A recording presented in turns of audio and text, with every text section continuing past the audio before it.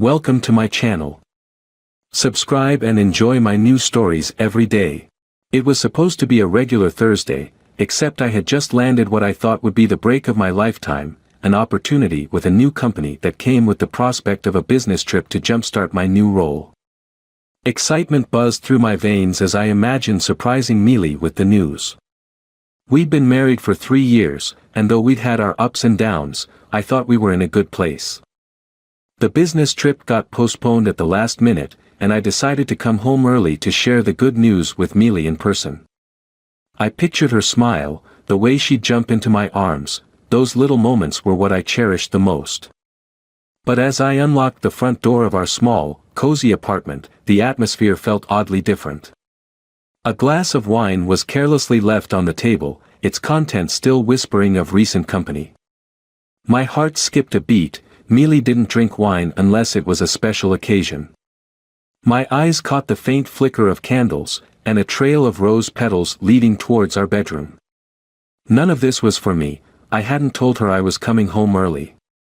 A mix of confusion and dread tightened in my chest as I approached the bedroom. The door was slightly ajar, yet when I pushed it, resistance met my hands. Mealy's voice, sharp and laced with panic, called out from the inside, "Just a minute, love." Love? Since when did she stall when we were to meet? Ignoring her plea, I pushed harder, and the door flung open. The room was a chaos of hurried movements and whispered curses. I stepped inside, my gaze immediately drawn to the window where the curtains fluttered like the wings of a trapped bird. There was a loud crack, a sound gruesomely final, and then silence. Rushing to the window, all I saw was a figure scrambling down the fire escape, his ridiculous pink underpants with hearts on them a stark contrast to the escape scene. Turning back to Mealy, her face was a mask of shock and shame. No words needed to be exchanged for me to know. The intimacy of the setting, her flustered state, the disappearing act by a man in heart-printed underpants, it all pointed to betrayal. The following hours were a blur of anger, accusations, and tears. The truth spilled out like poison. Her lover was none other than my new boss.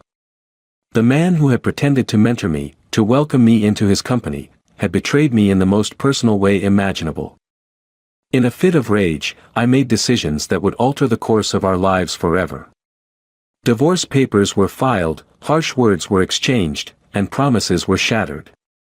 We parted ways, our love irreparably broken by betrayal and deceit. As I lay in the quiet of what used to be our shared bedroom, now stripped of its warmth, the scene of the fleeing lover replayed in my mind. My heart throbbed with a pain that was sharp and unforgiving. Betrayal from my wife was one thing, but from my boss too. It was a double-edged sword that cut deep. Revenge, a previously foreign concept to my nature, now brewed darkly in my thoughts. How would I face him at work? What would I do? The questions haunted me, and as the night stretched on, a plan began to take form. Revenge would be mine, and it would be a dish served cold. The sun had barely risen when I found myself outside the glossy facade of the corporate building, the same place that symbolized a new beginning just days ago. Now, it mocked me with its stark, impersonal lines. My heart raced as I prepared to confront my boss, the architect of my current agony. I needed to maintain my composure, to mask the chaos within with a veneer of cold indifference. I stepped into the elevator, pressing the button for the executive floor with a steady hand. My mind replayed last night's discoveries, each detail sharpening my resolve. As the doors slid open, I straightened my tie and stepped out, my footsteps echoing in the quiet morning corridor. "Good morning, John," greeted my boss with a casual smile as I entered his office, the door clicking shut behind me. His desk was immaculate, the environment a stark contrast to the turmoil he had unleashed in my life. "Good morning," I returned evenly, locking eyes with him. "We need to talk." He leaned back, a slight frown creasing his forehead. "Of course, what's on your mind?" "The project," I started, my voice steady. "The one you said was the reason for the business trip you cancelled. I think there are a few things we need to clarify about its management." I paused, watching as his expression remained guarded, his eyes searching mine for signs of the storm I harbored inside. "Oh," he probed, leaning forward. "What specifically?" "Commitment. Loyalty.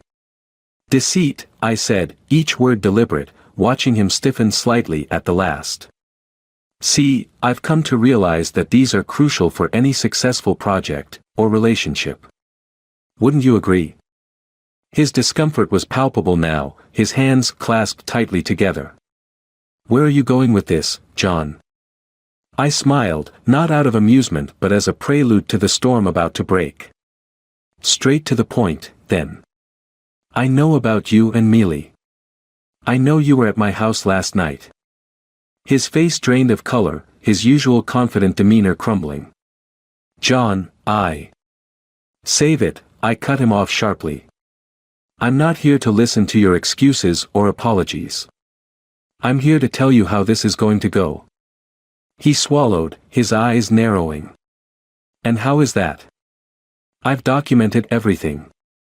The visits, the gifts, the late-night calls.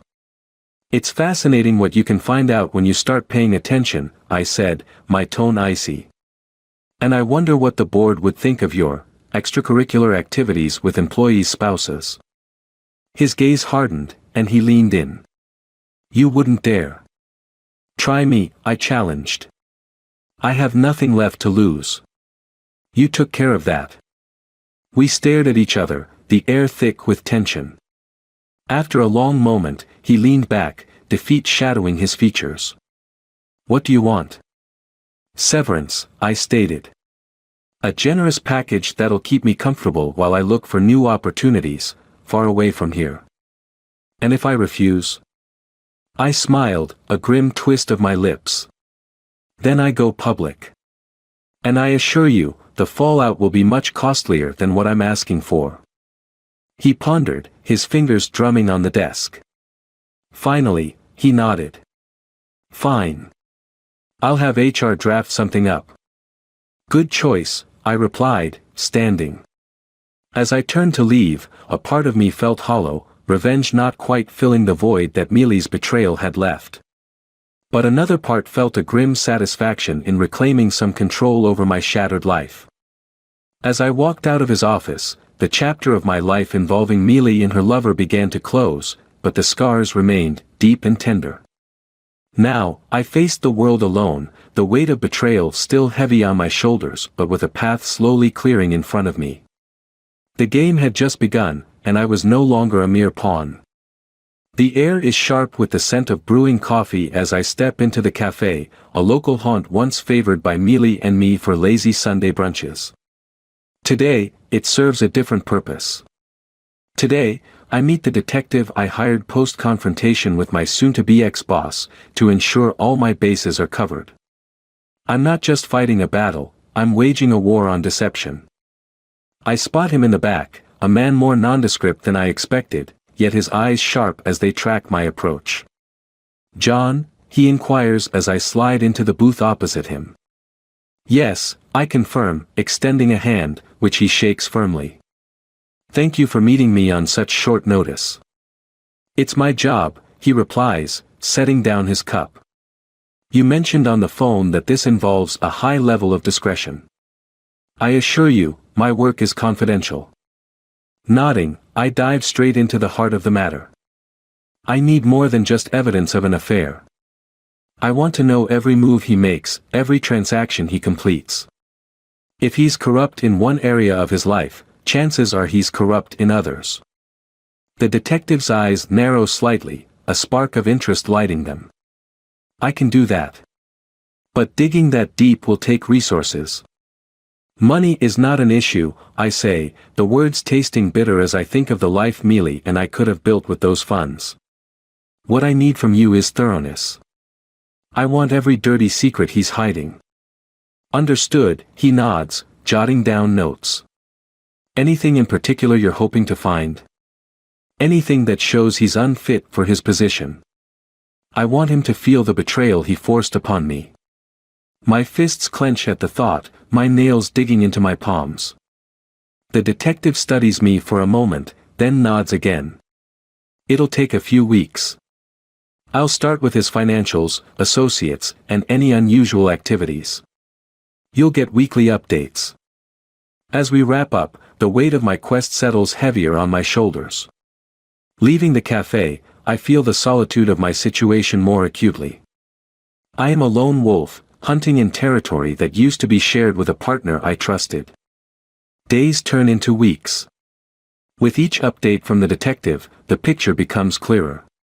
My ex-boss's life unravels thread by thread. I learn of offshore accounts, shady dealings, even hints of bribery. It's more than I hoped for, and every piece of information is another arrow in my quiver. Finally, armed with enough incriminating evidence, I make my move. I schedule a meeting with the company's board, presenting myself as a concerned former employee with significant revelations. The room is stark, the table long, and the faces of the board members wary as they settle around me. "Thank you for agreeing to meet," I begin, my voice steady despite the pounding of my heart. What I am about to reveal concerns not just the moral fabric of our company, but its legal standing as well. As I lay out the evidence, the room grows colder, the tension thicker. Photos, financial statements, emails, all painting a damning picture of a man they trusted. I watch their faces, see the doubt, the betrayal, and, ultimately, the anger take hold. "We will need to verify this," the chairman says finally, his voice grave. Of course, I agree, my tone implying the certainty of my claims. I leave the room with a sense of grim satisfaction. My revenge is nearly complete, but the taste is ashen. There's no joy in these victories, only the cold comfort of justice served. As I walk away from the building that once symbolized my future, I realize that this journey has changed me, hardened me. But I also know that I can start to rebuild, away from the shadows of deceit that had darkened my path. The battle may be won, but the war on my own haunted memories has just begun. The air is heavy with the scent of impending rain as I stand across from the corporate building, watching as the sky turns a steel gray. The clouds seem to mirror the turmoil inside me, the final act of my revenge about to unfold. Today, the board delivers their verdict, and today, I close this painful chapter of my life forever. My phone buzzes, a message from the detective flashing on the screen. "It's done. Check your email." Heart pounding, I open the attachment, a video, undeniable proof of my boss's worst indiscretion yet, captured covertly during one of his more vulnerable moments. It's more than I expected, and far more damning. I stride into the building, the weight of the evidence in my pocket a solid reminder of the righteousness of my cause. In the boardroom, the atmosphere is tense, the members silent as they await my presentation. The chairman nods to me, a signal to begin. "Ladies and gentlemen," I start, my voice clear and strong despite the inner chaos. "Today, I present to you not just evidence of financial misconduct, but of moral bankruptcy at the highest levels of our company." I connect my laptop to the projector, the click of the cable echoing ominously in the room. The first slide appears, a photo of my boss in a compromising position, followed by emails, bank statements, and finally, the video. The reactions are immediate, gasps, murmurs, and wide-eyed stares. The chairman rises, his face ashen. "This is deeply troubling, John. We need to discuss this privately. Please, wait outside." As I exit, the door closes with a soft click that sounds like a gavel falling. I know what will follow, the board will have no choice but to act. Minutes turn into hours.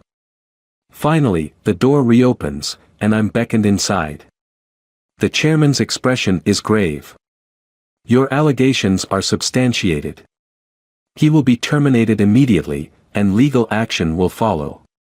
We owe you our thanks." "No thanks are necessary," I reply coolly. "Justice is its own reward." As I leave the building, the first drops of rain begin to fall, washing the city clean. My phone rings, it's Mealy. Ignoring the call, I walk faster, putting distance between my old life and my new beginning. Later, In the quiet of my apartment, I contemplate my next moves. The city sprawls before me, lights twinkling like stars born from the darkness. My revenge is complete, but the satisfaction I'd hoped for feels hollow. Instead, there's a resolve to rebuild, to find peace.